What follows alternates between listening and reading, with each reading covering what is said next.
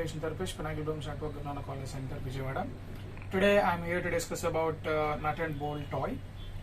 These nut and bolt toys are a very useful activity for special kids because this will increase the attention and concentration as well as fine motor skill of kid, and also it need the fine observation because other shape won't fit to this nut.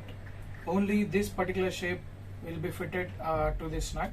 So kid need to focus and concentrate on the nut in order to fit this.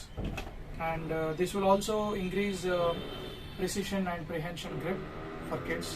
Thank you. I am Surya, Occupational Therapist, Pinnacle Blooms Network.